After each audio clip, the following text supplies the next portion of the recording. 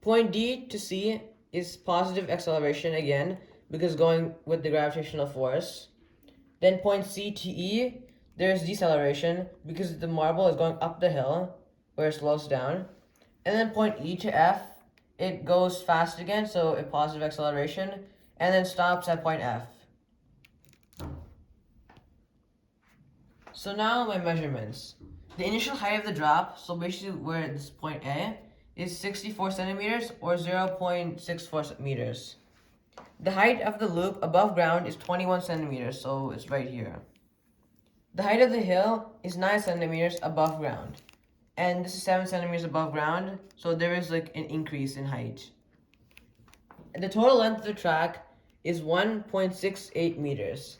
And the mass of the marble is 21.34 grams, which I stated before. So now on to the calculations. So potential energy is mgh, which is mass times gravity times height, where g is the acceleration due to gravity, because that's the acceleration. And it's 9.81 meters per second. So after I multiply everything out, I had to convert the grams to kilograms, because that's the proper notation.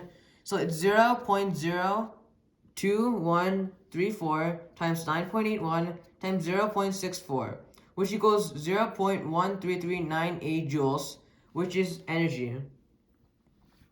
And this is located at point A.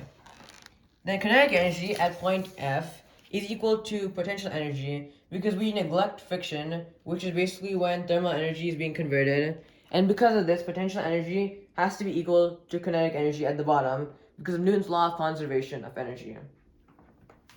So this means this at potential energy is the same as this with kinetic energy. So it's the same thing as I said before, which is 0.1339 joules.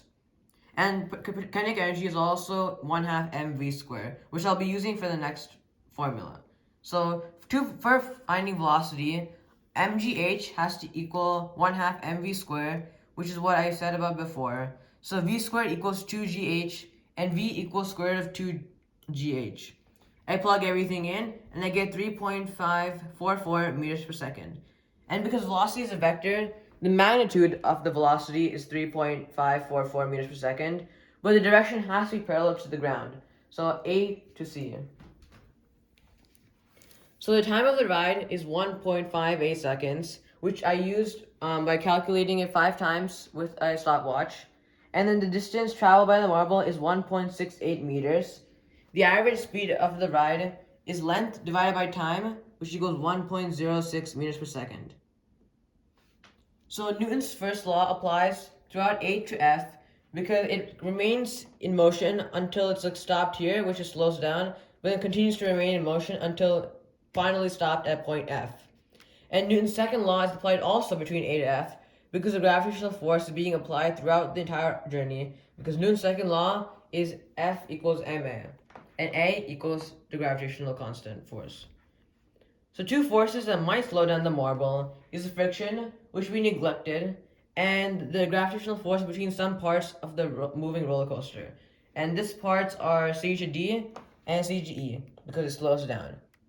So thank you for listening to my marble roller coaster demonstration.